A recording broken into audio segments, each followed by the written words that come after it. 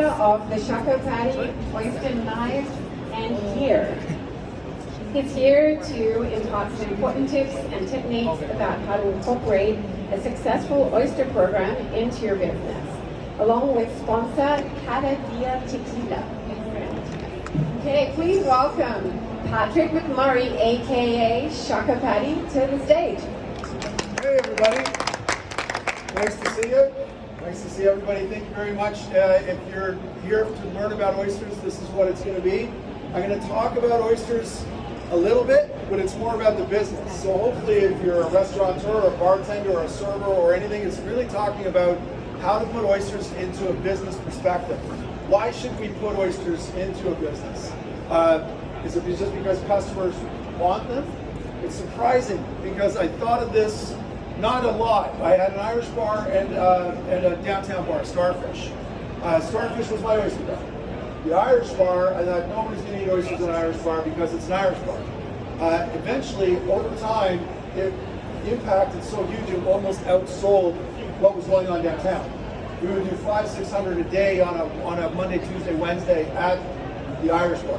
And at that point in time, I understood that this can go into just about anything. And the way that oyster, if you do it right, do a program. You can program with oyster, and I have a concept of doing a program where it's promoting, it helps promoting the restaurant 7, 12, 365. 7 days a week, 12 months out of the year, one big event, 365, you can program something every day. So this is what I'm calling the business. What I have done as well, this is a slide deck in a Google class. You're all invited to, with your Gmail account, it's free, log in, use the code, and you can access this, and I updated it. There's more than this class on the Google Drive, on the Google class. It's a fun little thing. I'm an educator now, I teach at Centennial College, so I'm pretty well versed on programming classes and slideshow presentations. Hopefully, you won't fall asleep. Probably keep you awake. There will be oysters. There will be tequila, because that's why we're here. We're here about the business of oystering.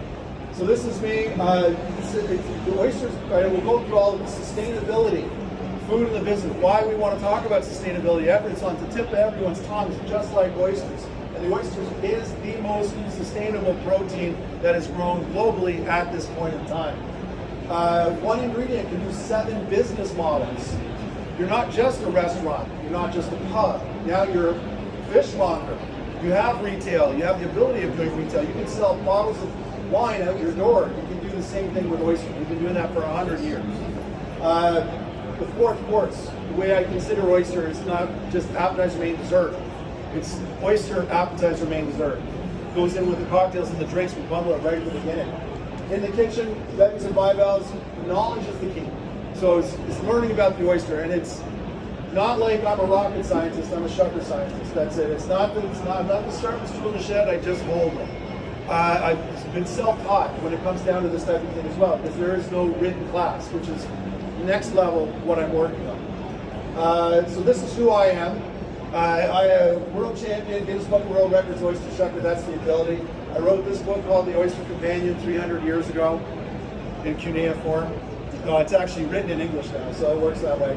Restaurants are public, so I do consultations now, teaching at Centennial College, 35 years plus of oystering. So way back in 1992 is when I started. Excellent.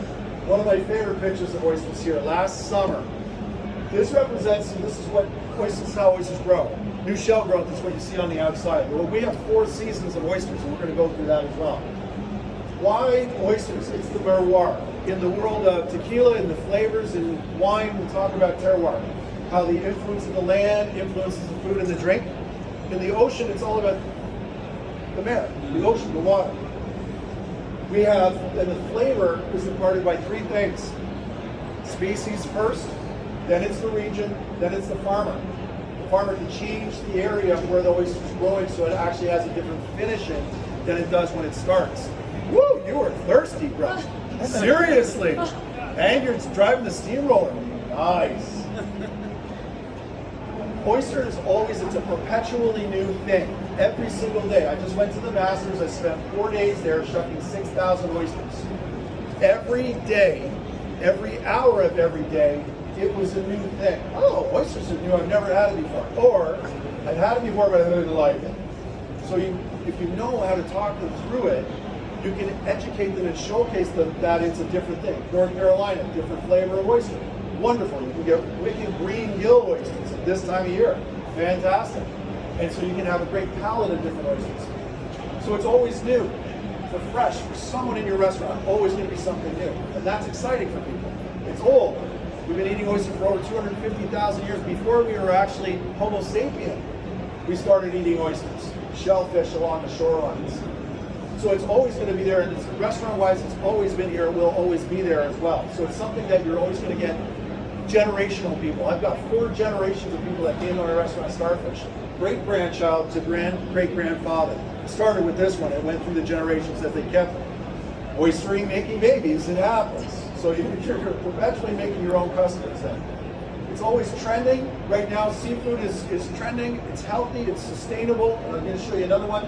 Reliable. It's always going to be the generations. And it's not for everybody. You don't want it to be for everybody. You want it to be for the discerning customer.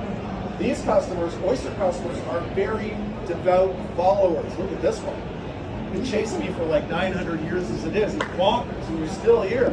But they're devout. And so you're going to get people who really like food. They're adventurous people, and that's who you want signing the checks and sweeping the credit cards. That's the people you want in your restaurant. It's always about the terroir. The global oyster. I have stories of oysters. Wherever ocean touches land, you will find a story of oyster. Last month I was in Dubai, right here. It's not even circled yet, but right here, Bay of Oman, Dibba Bay Oyster Farm. And they have great oysters that can grow in 9 months. Wonderful flavor.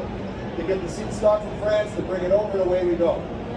And so you can create those flavors. No matter what oyster you have in the house, if you have a special celebration coming up, let's say like Cinco de Mayo is coming up on the 5th, we're going to play it at the Taste and Flavors of Mexico, where there's great Mexican oysters that you can have, and they play to those great Mexican flavors, and we can partner that with tequilas and other regional drinks that would come up that way. So you can really create that thing. Like, what else are you going to do in May? Is it oyster season? Not. Yes, it is. It's always oyster season. So we can be as complex as wine. The way I talk about oysters, the way sommeliers talk about wine, I've created a list. Keep it short and simple. I organized my 5 species of oysters based on complexity of flavor in the palate, starting with our East Coast oysters, which are here, the Barachois from PEI, salty sweet. The West Coast oysters come off with an ocean sea salt, sweet cream, melon, and cucumber. The Sakima, the Carsaskia Sakima, the Kumamoto oyster, has got a lot of butter and melon as well as that ocean sea salt up front. Then the Osera families get a little bit more complex. European flats, the edgeless, have a dry, tannic, whetstone finish. Slightly coppery, but very interesting and very ocean. And the smallest oyster of all, you can see it, 2 of them are sitting in my hands. They're very small, about the size of a 50-cent piece for those who can remember what that is. And it takes 5 years to grow. It's tremendously complex. It takes a minute and a half to develop on the palate. And I've done this once where I blindfolded customers, let them blindfold each other. They fed each other, husband, wife, it's okay, we don't ask. So they try the oyster and I explain the flavor. Sea salt, earthy notes, sweet cream, driftwood, fresh cut grass right now. And they're like, they can taste the grassy, it's like you're mowing the lawn in June. Then it wanders off, it gets into that mineral content, that dry, tannic finish at the end of it. And a minute and a half later, they're literally saying, why do I still taste this oyster? And it's so good on the palate. It's one of those oysters I absolutely insist, no sauce or lemon. So for those who are in the business, how much do lemons cost? Big money now. And same with sauces. And you generally, with oysters, push that out there. I've been stripping back the thought of oyster to the point of try to put no sauce, no lemon. So my food cost is dropped. I'm just serving the oyster. And we'll get to a little bit more of that concept in a second as well. So this is what I do. Fully sustainable. When I said that earlier, I mean it. This is not me. This is a scientist that did this. This is a greenhouse gas emission per ounce of protein comparison between beef, pork, and fish. Love them all. And shellfish, oyster right here, at an almost 0 to negative on what it is, because you don't need water. Plants need water to grow. Oysters are in the water. So we don't, and the farmers don't feed the oyster. Mother Nature feeds the oyster phytoplankton and zooplankton. Farmers only hold them in little areas and create good shells. That's what farmers want to do. Like these ones here, it takes 5 years to grow this, but it's a tumbling process that creates that perfect teardrop shape. So that's what farmers, you want to buy those oysters. Those are the ones you want to look for as well. So all you need as far as space goes, one person needs 3 foot of space. I've taken about 5 here, but really you need about 3 foot of space on your bar to actually complete an oyster program. If you want to have a whole bunch on display, that's a good thing as well. But normally, I had a 20-foot long bar at Starfish, and people would go and look up, they go, oh, that looks cool. They go sit down, they never see it again. Really just got to hone that down and have something that's really easy to go back and forth to go walk in the fridge for. So 1 ingredient, 7 business models. We can do restaurant dining, raw in the half shell, kitchen, we can do breakfast, Hangtown fry. It's an omelet with pan-fried oyster in it. Historically speaking, that's correct. Lunch, dinner, late night. When your kitchen closes but the bar's still open, you get those hangry people want to come in and we need something to eat. Bartenders can get to work, pop, pop, pop, shove a plate of 30, let 12 for 30 bucks, whatever. You do your sales still when your kitchen's closed. Bars, pubs, beverage pairing, which is what we're going to do here as well. Takeaway and delivery, absolutely. Shuck the oyster, put the cap back on, put it into a takeout container, and off it goes. Can be delivered. I've done experiments with backpacks as well that actually works, that once you shucked it and put it and backpacked it and put it on a courier across town. It's been fantastic. Catering events. This is me catering with Daniel Ballou at his place. This is catering right here. You just need a little table, a little cooler, bucket of oysters, you're good to go. Very simple. So these are all different business models that you can put into it. Retail and bottle shop. Now, silver lining with COVID and the whole thing that happened there is that we can sell alcohol at the front door, which we couldn't do before. I had restaurants before, I'm like, you're kidding me. So the only thing I ever really wanted to do, because I could sell oysters and I've been doing that at the front door. You don't just have to sell a dozen, you can sell a whole box. Customers have always, since the early 90s, going, where do I go to get good oysters? I'm like, what's wrong with this? Well, you're a restaurant. You can't sell them to them. Yeah, I can sell them, I'm not buying that. I can sell them to you any price I want to. So shucked on a plate, that's one price, and the price goes down from there. I can sell you a wholesale price for a box. A whole box, I don't open it, I just give it to you in your card. Wholesale, easy peasy. So you can do a retail shop with your oysters as well. Creates that program. Marketing, promotions and marketing, just take a look at my Instagram, it's nuts. I've got more pictures of the oysters than I do the kids, but it also draws people, it gets them in, and gets them interested in your food, your restaurant. And the full oyster bar, completely next level. If you want to go that way, just call me, because it gets a little squirrely, but it's not that hard. You can do kitchen, cooked oysters. I highly recommend this, especially when you're shucking oysters. You're going to get a couple of broken shells. You don't want food waste. Straight blood oyster, put it in a container, freeze it later, cook it. Use it up again. Don't waste it. You can do stuff with it. Charcoal, oyster chowder, stuffing, fried oysters. Then we get into the bar dining. Sitting at the bar. How many people actually like to sit at the bar when you go out to a restaurant? Yay, so you're the adventurous people. A lot of people. You're a minority. There are a lot of people that just have to sit at tables. But if you have the oyster bar up front, you have some gregarious oyster shucker person, I don't know, like this. Oops, I touched the mic, guys. You keep going. Anyways, you can get them to sit at the bar where you normally wouldn't be seated people. So you're increasing your seats and your capacity. How do you do happy hour without losing your shirt? Oysters are costing more money now, right? And so everybody still wants the bucket shuck. New York City doesn't have a bucket shuck. They're at $1.50, $1.25, $1.50. You're lucky if you find one dive bar that does a bucket shuck. When you can do it effectively. What I do, there's multiple different things. My first idea, of course, is volume pricing. Right up to 100. I didn't think this would work. But you go, instead of one oyster bucket shuck, I go 10, 20, 50, 100 by the denomination of the lovely colors. What color? Purple, green, red, brown. Your choice. And then you get that volume of oysters. $1 is 100. $1.25, $1.50. You get the idea. Change the price point based on the volume. You want 100? It's going to cost you get 100 for $100. But I'll take a reservation, your credit card. Thank you. They'll be waiting for you on your table when you're done. That's how you can get this done. You can get this done ahead of time. So you work on the times that you work available and good, and then you can work on it. Second thing is you want to find a better oyster that has a softer price. Wild oysters versus well-done farmed oysters. You can find some that are within the price structure, but most of the time wild oysters are softer priced. They're harder to open. Your shuckers will cry. Make sure you have tissues around all the time. I can shuck just about anything. And yeah, the wilds are hard. They look really cool. They're not all cookie cutters like this one, but softer price, and then you can really make that work as a business. The other thing is upsell your sauces. A plate of oysters with lemon. You want horseradish and 5 sauces? $2. Let's make some boozy sauces. Let's do an infusion with something with tequila. Let's do something with other things. Let's take horseradish and soak it in tequila and make interesting things. $5, $6, $7. Upsell those plates. The sauces cost money, and it happens to me all the time. You put a little, I got it down to about a ½ ounce of sauce. Not because I wanted to be miserly with my sauce. You can always have more. But I would have sauce go out and come back, and then I have to throw it out. So I reduced it from 2 ounces to 1 ounce, about a ½ ounce.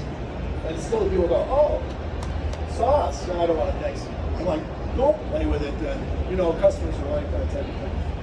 Consider the clam. If you want to get right down to it, clams are less expensive, but still great oceany flavor. People should be getting into that as well. And happy hour doesn't have to be 5 to 7. Late night shuck. When your kitchen closes, open that price point structure out again. Get people to draw in. These are the business ideas of how to do happy hour properly and to keep you happy, and most important, the accountants happy. Bartenders get into the shuckers, so it can't just be shuckers. We are pro shuckers here. The contest is going to be happening over there. There's a bunch of shuckers that are going to be pro that do that. But learning about the concept of oyster like a sommelier talks about wine, it parallels the bartending world. So if you're a bartender that's making great cocktails and learning about the wine and all that, you too can shuck oysters. You're always up front. It doesn't take a heck of a lot. Like a little bit of space, shuck a few oysters nice and slow. You can pair them then as well. So if you're a bartender looking for another gig, start shucking. If I'm going to be a restaurateur and I have to hire a bartender, I have 2 people there in front of me. One's a bartender who can shuck. Handy that. I'm going to put this one to work. Thank you very much. So we can pair bubbles, wine, beers, spirits. So we're doing all this. Today we're doing tequila, but one of my original ideas was pairing whiskeys. Now I had Cayley Cottage, which is an Irish bar, and I had all whiskeys from all over the place. This is a picture of where I had English oyster, French oyster, Scottish oyster, 2 Irish oysters show up. Wood's got a laser pointer. I can't see it. Oops, wrong one, sorry. And you can see that it's laser pointer fun. And the matching whiskeys, so English, French, Scottish, and Irish whiskeys, pairing them with the same type of oyster. Now, ideally, you want to get it as local as possible. You can do that and have some fun. But now you can create cocktails. Save your oyster liquor. What's the water that happens that comes out of the oyster? I created this little tray. You're going to see this later. It's going to be filled with ocean water that comes from the ocean, from the oyster. It's not tap water. It's salty. It's gorgeous. Use it. What's the latest thing in cocktails right now? Who's doing cocktails that knows this? We walk on everything. So we're talking about brine, pickle brine, different saltiness of brines. Oyster is natural ocean water brine. Salt, do a salt water ocean wash. Put your vodka and gin in there. Create yourself an Vesper, oyster Vesper. Using the oyster liquor as an ingredient. Save it. You can get single bed. If you're shucking a box of Barachois, you can save off Barachois, Prince Edward Island, North Rustico liquor. Fanny Bay, British Columbia, different liquor altogether. You can save that. It can be like a little experiment of how things are going. To make ocean infusions, which we have right here as well. This is the next thing. What do you do with your shells? Well, I used our lovely tequila here, and what we did is we infused it with Fanny Bay oysters from the West Coast. It's close to what I could think of as what's coming from Mexico. And it's gone a very sage green color because it's taking off the nutrient from the algae that's on the outside. And we're going to do a little tasty comparison between straight and then infused. And that's where we come to this. So what I'm going to do here is I'm going to introduce you to Cada, and we're going to do something called a shuck and tipple. There is more information after this. I'm going to stop talking, says some people. My students, oh God, my God, my students. I have an 8-hour class. You're one? What's it like? It's great. It's not great. You're lying. You're lying to everybody. You're lying. Only because I'm here. Because I learned oyster shucking because of your class. so you're at Centennial College. Thank you very much for coming out. Thank you for volunteering your time. But yes, I end up talking like I can do an 8-hour class without a break. So don't go there for 3 days in a row. The kids at the end are like, oh my god, he's talking about oysters. So what we're going to do is we're going to talk about the tequila. I'm going to do shucky, and then we're going to do tasting. So we're going to end up passing all the tequila out and the food out. And we're going to taste it straight up, then we're going to do an infusion, then we're going to do a shuck and tipple, which is all that. And take it away. What tequila are we doing Thank today? you, ShuckerPaddy. So today we are talking about Cada tequila. Can I just get a bit of a raise of hands of who's in the restaurant industry? Okay, so it looks like about half and half. So everybody else just loves oysters and or tequila. Amazing. So that's good to know. So I'm going to tell you a little bit about Cada. I'll give you a little bit of a rundown of some of the differences between the Blanco, Reposado, Añejo, and then we'll do a little sipping 101 of premium sipping tequila and how to do it the proper way if you've never had any before, if you've never done a proper tasting. So I love that Patrick spoke about this pairing because I think it's a little bit of a misconception that tequila has to be paired with Mexican cuisine. Of course it does fantastic with Mexican cuisine, but it is not the only thing that you can pair with it. In fact, the flavors, like Patrick mentioned, in the oyster pair significantly well with either a deep and complex reposado or a blanco, and I'll get into why. So I am Riti. I am the founder and CEO of Cada Tequila.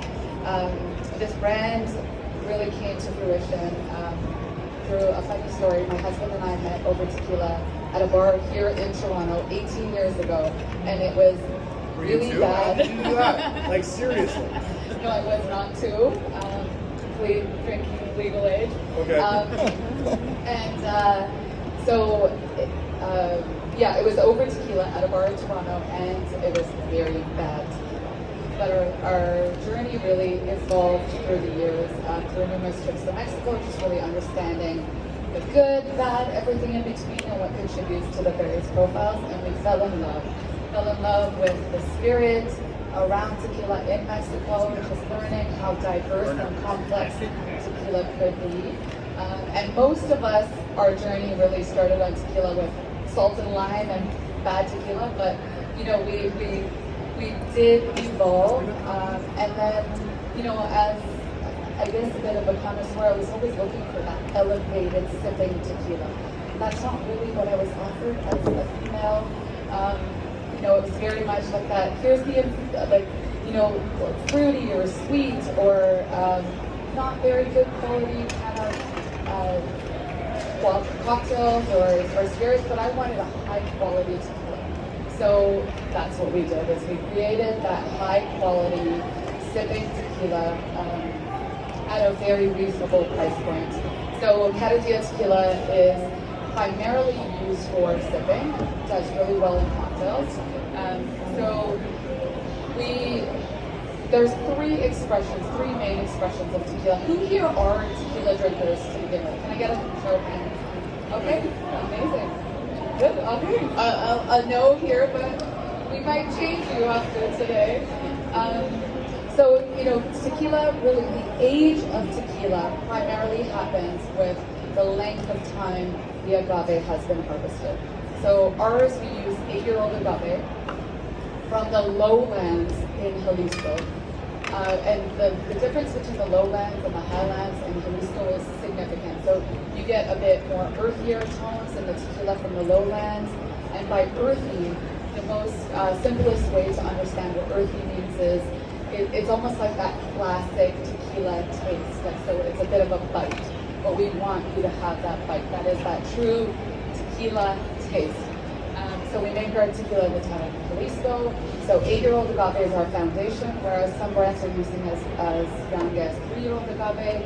But that difference of 5 years makes an enormous difference in the foundation of the tequila. We then take our agave, we slow cook it in stone ovens for nearly 2 days. which a lot of brands are using kind of like quick methods to extract those juices. But we want to slow cook and naturally kind of extract those beautiful juices. And then we use a distillation method of using just the hearts of the tequila, so we don't use the heads or the tails, just the beautiful kind of center. And then during fermentation, we use naturally occurring yeast, so no external factors introduced to our tequila, so it's 100% agave, premium quality through and through, and with sustainable practices. So my husband, who's also part of the business with me, he has had a sustainability background for about 20 years, so we ensure that our product is very sustainable. So one of the ways that we ensure sustainability is so through the natural process of making tequila, there is a wastage, with the fiber of the agave. We take that fiber, we donate it back to local artisans in the community. They make handcrafted jewelry, bring it back to the distillery, sell it. And so it really supports that local economy. And it's one of the things that I love because it's the most relatable, so many other factors. But so through and through, it's very good quality. And that's what you want to have when you have something like a nice oyster. You want to pair it, you want to sip it, you want to taste it, you want to really see those perfect marrying of flavors and how they complement each other.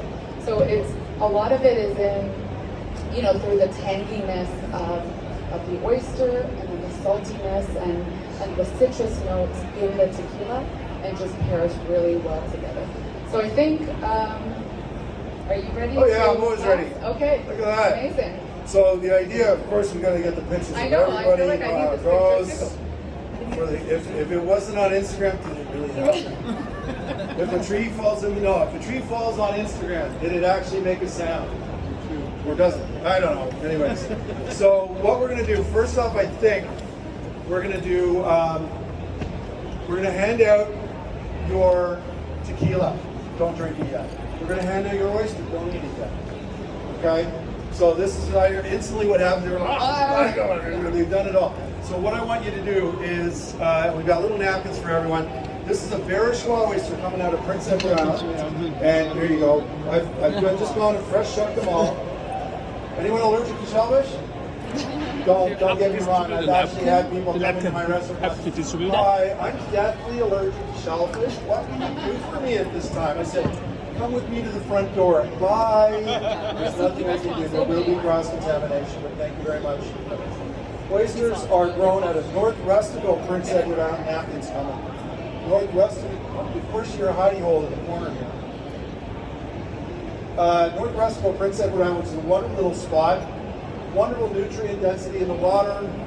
This is producing what right now is a late winter, early spring. You're going to find this oyster. It's got a soft, sweet salt and very buttery notes, which I think are great. And you're going to see a little bit of earthiness in the finish of it as well. I'm going to pass these out for you folks. And then the tequila is coming in as well.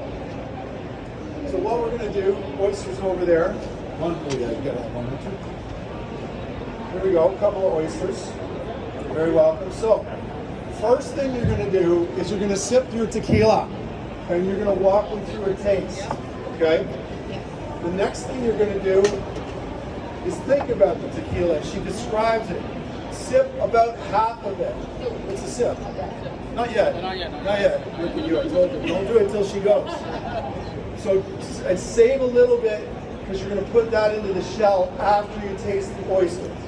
Okay? So it's going to be tequila, oyster, tequila into the shells. When you have the oyster, save some of the liquor. The liquid in the oyster is called liquor.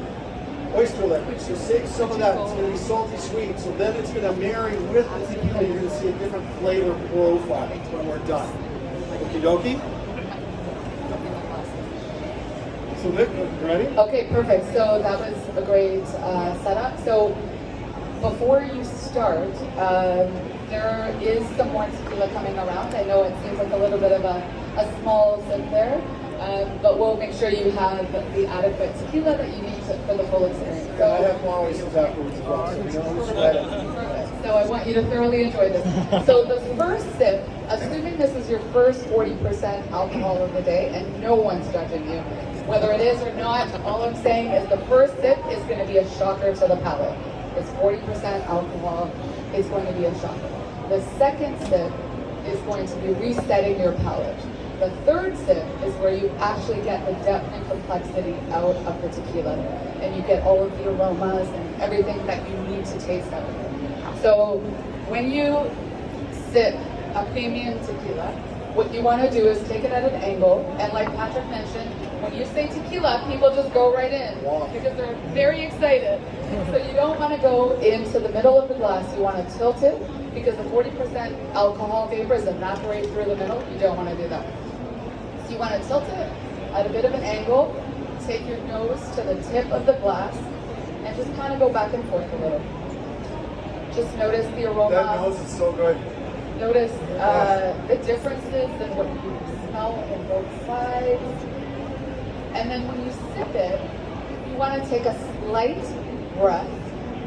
Don't gasp for air, but take a slight breath, and then you sip, swallow, exhale. Got that? So a slight breath, sip, swallow, exhale. So go ahead and do that 3 times. So the first one, like I said, shock to the palate. The second one, resetting the palate. The third one, you get the full depth and complexity out of it.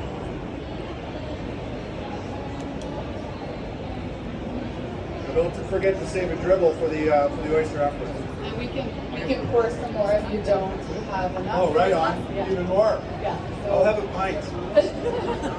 Shuckers are naughty, sorry.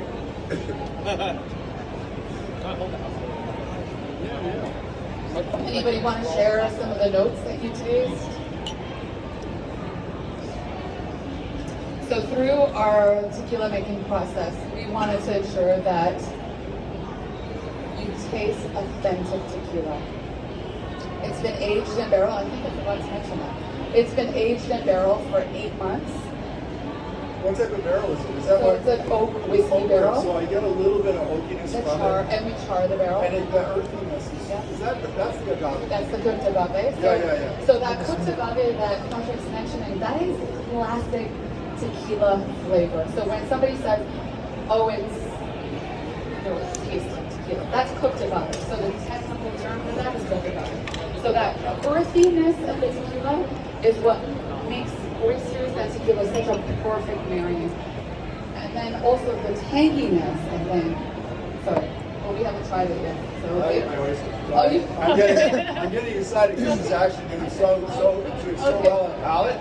I'm very excited. Good. Oh, good. Okay, so did everybody have their third sip? Yeah. Okay, good. Good. Good. Okay, perfect. How many are they? 3? 2.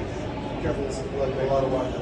Okay, so for the oyster, what's fun about this, it's got a sweet salt to it. Normally oysters can be, especially East Coast oyster, basically salty sweet. West Coast have got a bit more complexity. They've got that ocean sea salt, sweet cream, melon, cucumber.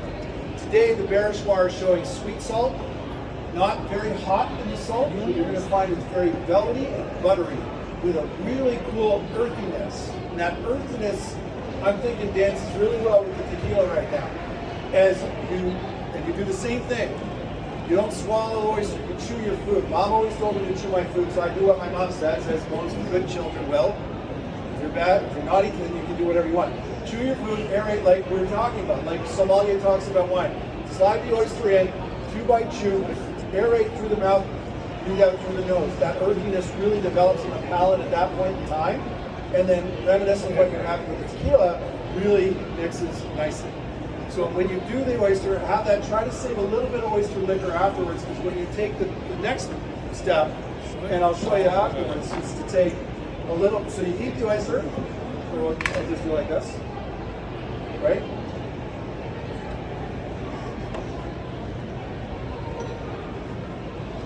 Breathe in, the salt sweet butter. You breathe out earth, and then you tip this in here. Now when there's more oyster liquor in there, that salt water really marries with the liquor, and this is going to be tequila, and that's going to comes off buttery. There's some vanilla in this. That's coming from the oak. So that's from the oak. Right, so the vanillas from the oak are coming through with the butter. Buttered vanilla, earthiness.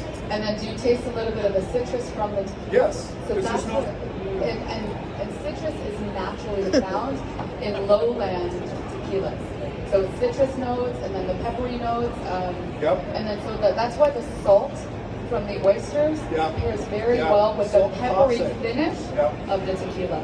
The pepper comes through and it's longer. It's longer than Exactly. that. This is what we can do. Oyster just doesn't have to be the shooter with cocktail sauce and stuff on it.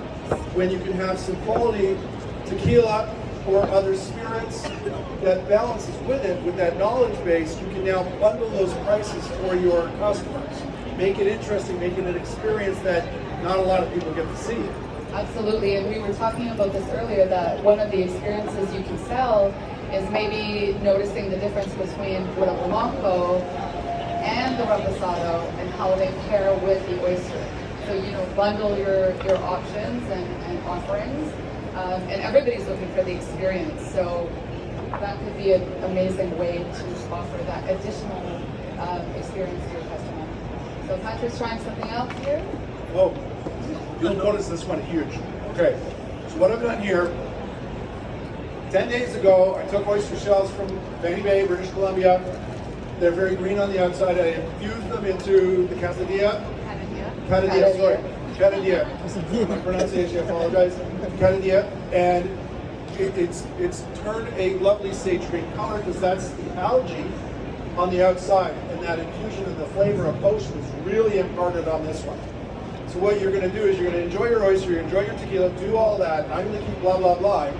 Think about what you're enjoying. And when you're ready to come up, I'll do a little tipple into your shell, like I just did, after you've done the important part, which is the single. Okay? That's what we're going to do there. And if you need another oyster, you can do another one. I'll finish up my little thing. You guys can talk amongst yourselves. And go. I know you're waiting. You're very patient.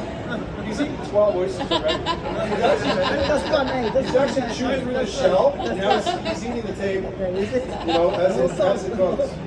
So this is what you can do. When you're thinking about the recipes that go with this, you can create a Caesar with tequila is known as a teaser, right? But then you take the oyster liquor, right? This is oyster liquor here. If you see this, there's about a half a cup of oyster liquor just from the 24 oysters. Most of the liquor is going to be in your shell, but you're going to have spillage. This spillage you can use time and time again. So make cocktails with it. So this is my catering and events you can do with oysters. Food truck you can do as well. Takeaway and delivery, very easy to do. Cap on. So you shuck the oyster, put the cap back on, away you go. That's the technique. And then in France, they do this something a little bit better, bigger, because it's very crazy there. They make it look like a bouquet of flowers, the way it goes. With ice and everything, that's a little takeaway. Retail, wholesale, bottle shop. Wholesaling is very easy. If you bring in an oyster that nobody else has around you, you can sell it to another restaurant. I've worked in restaurants where no one serves oysters in the 3 restaurants beside. So they go, can you just shuck me a dozen for a client? Yep. Out the door. One of my food room runs into the restaurant next door. We work out the price and the detail afterwards. But you can literally service 3 or 4 restaurants around you. It's been done before, and it makes a very good business model as well. This is in my promotions and marketing concept. This is the 4 seasons of oyster, Prince Edward version. Using a barstool oyster, you can see there are actually 4 different colors when you really look at it, and the flavor will change on that seasonal basis as well. So then we go right down to the 4 season oyster festivals. That's what I get to do. Fortunately for me, I get to travel the world going to do oyster festivals like you're going to see here. You can host that type of event at your restaurant. And what's trending right now, it's been trending for a while, but tinned seafood as a board is a trending type of idea. You can take that concept and add it to your oyster as well. So instead of just a board, you can do a tower, a board with charcuterie, a board with oyster on it. I do a little bit of everything. We're going to do the wrap up in 5 minutes. Caviar is the other thing that's hot right now at toppings. So the full oyster bar, we're working on this in an oyster program. We're creating, me and Julie Chu, another oyster guru, we're creating an oyster sommelier program course that people can learn this and other really in-depth conversations about oysters. It gets very, very geeky. And then I just followed up with myths and legends. Months without an R. Oh. Does anyone know about months without an R? You know, different myths and legends. Do you have any questions? This is where the question period comes up. So the old historical name, months without an R, is actually a European thought, where in the 1500s an English monk wrote out their local oysters, and those oysters reproduce. And while they reproduce, you can't eat them because there's 30 million, 40 million little oysters in each shell, and you'll reduce your stock. North American oysters, they reproduce differently. They spawn out into the water, called broadcast spawning. They get a little thin, part of the four seasons of oysters, but still completely edible and available. And now with refrigeration and transportation like airplanes, beyond the 1500s, you can get great oysters every single day. Freshness of time frame. Nowadays, you don't have to worry about too much of that anyways. The wholesalers already do. When you get it to your restaurant, good East Coast oyster like this can last 4 weeks out of water. You don't want to buy it and let it sit in your fridge for 4 weeks. Nobody does. But if you have to buy it on Monday and you sell it on Wednesday or Thursday, perfectly fine. It will last that long. Handling is very easily. Oysters are stupendously healthy for you. That's the other thing. High in protein, low in fat, highest amount of zinc in any natural food source, so it keeps you healthy. And the latest stuff is there's a little bit of taurine in there as well, so it gives you that burst of energy like a Red Bull. More paper is being written on that one, so that's kind of fun and exciting. So if you have any questions, wrap up, takeaway, blah, blah. Again, that's the QR code that goes to my link tree. And the first page in has got the connection to this class. Within the class, you get this slide deck and about 6 other ones with my classic Oyster 101, which has got little videos of me doing each and every slide. And then if you need to contact me for any reason, you can do that as well. Any groovy questions? Any non-groovy questions? We have a question for North Carolina. Warming of the oceans. Global warming, yes. Affecting where and Absolutely. how things are growing. Obviously, colder is better, correct? Yes. Well, it depends if you like cold. If you like warm, people move to Florida from here for reasons. When I'm because it's talking, warmer. if you're an oyster. If you're an oyster, cooler is better, but not necessarily so, because Diva Bay does a great job. It's very, very warm water, but they actually change their temperature by depth. So we're having situations here in North America with global warming. Gulf of Mexico can't really do a lot of harvesting past May or June. In the summer months, they actually put an X on harvesting. They can grow their oyster, but because it's too warm for the biosphere that's happening down there, and we can't serve it. So they get good cold water oysters from the north to fulfill the restaurants down there. The other thing with global warming, we now have oysters in Newfoundland, which are not a natural place to grow oysters, but it is now because of global warming.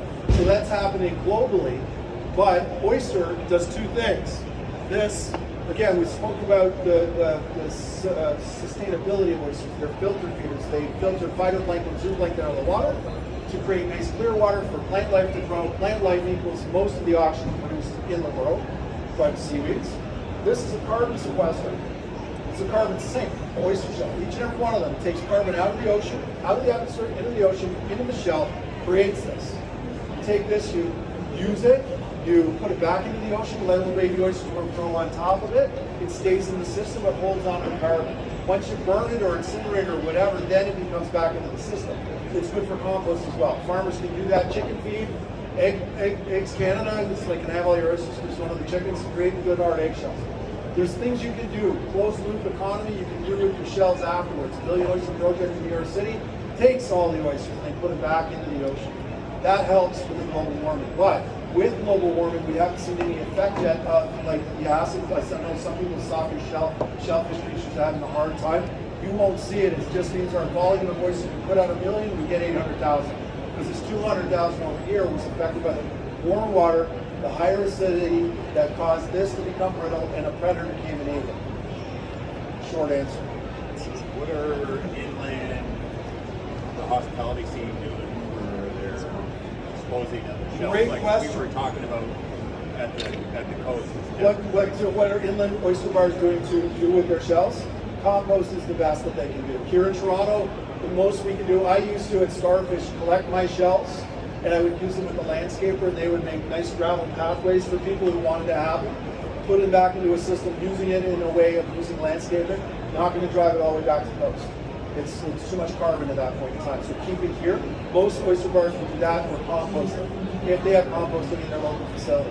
I also had chicken farms. Like I had a good deal with a lot of organic farmers. Put a bucket in the back, we filled it up with oyster shells, and took it to the chicken farm, out on the garage, out on the driveway, they drive over it, the chickens eat it all up. That's good, probably a good system to use. Great questions. North Carolina in the house. From London, right? Originally from London. Everybody moves to London. North Carolina, nice place to go. Any other great questions? Or give me one of these. Wrap it up. Wrap it up. Not one of these. Longer, Patrick. Longer. We need more time. No one needs more time for this. Now, if you want to try this infusion, bring your shell up, and we'll do a little tipple, and you're going to see. You want to try that? Grab a little glass. Unless you have a shell. Do you have a shell? Okay, thanks. Thank you very much here. Thank you so much, everybody. I hope you learned a little thing or two about tequila, premium tequila, how it pairs very well with 10 days. these beautiful oysters here. You can see the color of it right there.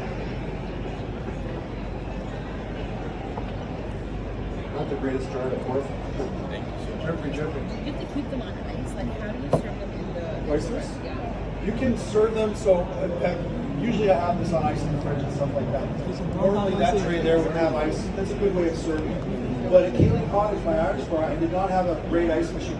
I froze pebbles. What do you think? So I got some pebbles, ground it, Do you notice the difference between and then I run them through the dishwasher. tequila, the one having the oyster bowl? Yeah, it was different. Definitely changed the taste. Definitely does change the taste. Yeah, and I noticed. Well, yeah, when I was tequila, and then I had the oyster. As you were saying, the mixture it was so good. Yeah. Yeah, I'm just I'm a photographer. I do media for I walk around. I've known Paddy for years. So his joke is kind of like Bivalves. We kind of see him everywhere, and I see him. We go. He's not. Well, I'm so glad you're doing it. Yeah, he told me where all the things he's going to be as well. Sorry, Dave. Yeah. Yeah, that was amazing. You too. I'm glad I hope you enjoyed Yeah, it. thank you very much.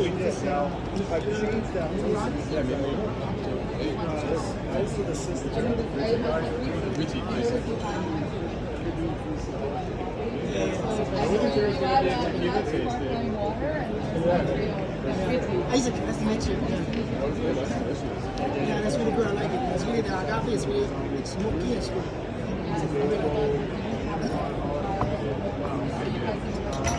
So yeah, on the events. We might be like over events. This isn't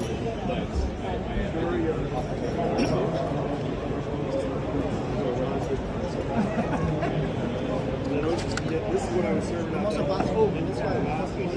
You're also Bartender. what restaurant? No, I work in right now. I work in Europe. Just do a guest party. Yeah, come on. I don't know if you caught this. Imagine that was tequila. That's been amazing. So, It's all the tourists. Yeah, so you can see what happens. This is what happens with oystering. And this is when you're shucking. You can see how clean it is. It's a capture filter. So when they made this, they said, what else can I do? I need this. And so I had a huge make drawing. This is a hockey puck. This is clean. And so it's the same shape as the hockey puck. This is 7 foot. This is actually 6,000 squad. This is actually but plastic. even like the dressing. Yeah, it doesn't got no. where are you based? So, Because that's my specialty. We work across and it's all been on the education self-taught. So what I can do is look at that class. But the other thing about tequila, like, I mean, my friends and family, fun and drink. But tequila has a good, like, I didn't realize. So when it's made well, it's like the way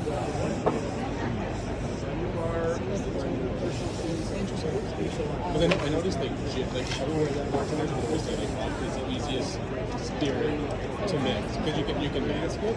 That's what people said. And then I noticed like gin was making like a big push. But then I'm starting to see like everyone is down to tequila and margaritas.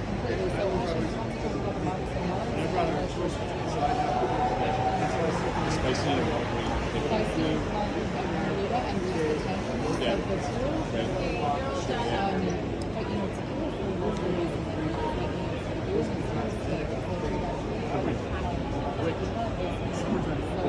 Look at the affiliations with these days, right? Yeah. Right. Thank you. Right.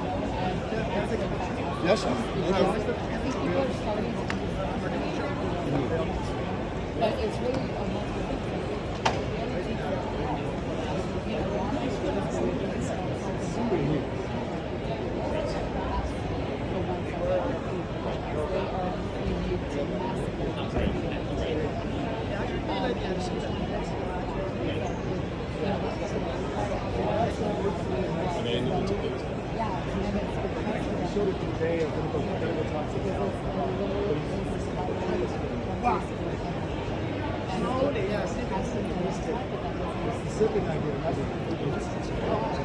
so it's one of the reasons I got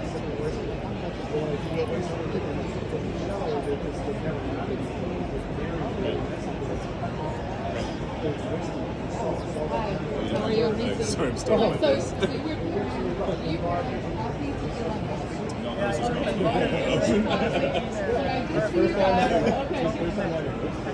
Yeah. That's interesting. So it's like a weird texture-based person. It actually is really good.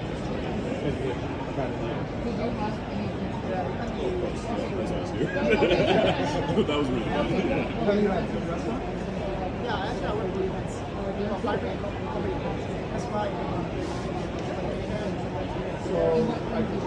Austria is I sell uniforms, but I just have some kind of protection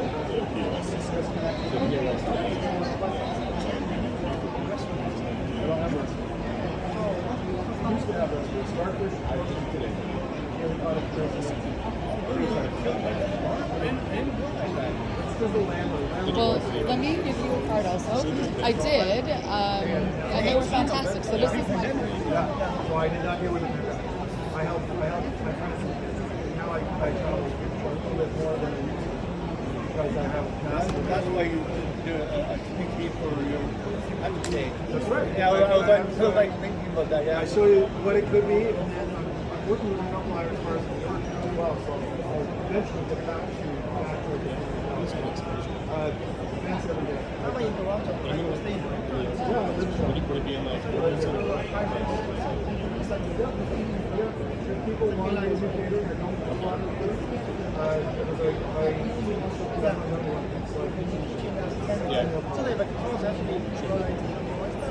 I'm creating a course. It's not, it'll go through any school.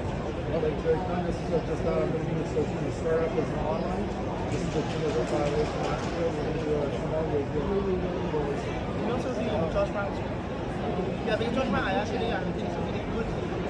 So there's Scott. Yeah, you know, but this is also a modular course that we do it in 14 weeks. We do a full semester of extra on if they want to get something kick-ass. And I've got, as far as raffles go, like I've got a lot of one, go one, go one, five, I've never really been a good problem to have? Yeah, there's some people who call themselves sommeliers because they have that level of knowledge. I have that level of knowledge. Yeah. Oh, It's hard to explain what this is versus a shucker. Yeah, yeah. Versus Yeah. sommelier is a person who can talk. Oh, that's right. I do that both, which is rare. A lot of times in the States, Shuckers just Shuck. Mexican folks are really good. So they opened it, not disgusting. And they went to the restaurant that always serves one oyster. The Hindu oyster that serves one oyster. They don't have one. had a whole bunch of right. No, not in yours. That's in Boston. In the States. There's different ones that do all that. I'm sorry. I know, I was just going to say, catch up. You got my album. And I was just going to say, like, a little bit of table because we kind of sat down and actually heard you talk about your thing. Let's do your thing. That's what I was saying.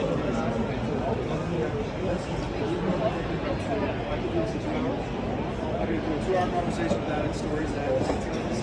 But I know it's 45. People have to put it out the second taste of it. Yeah. They got what they needed out of it. And they tasted those stories and got stories and Oh, yeah, that's why I was like, okay, well, every time I actually see you do your thing, that's why I was like, it's like a monkey show.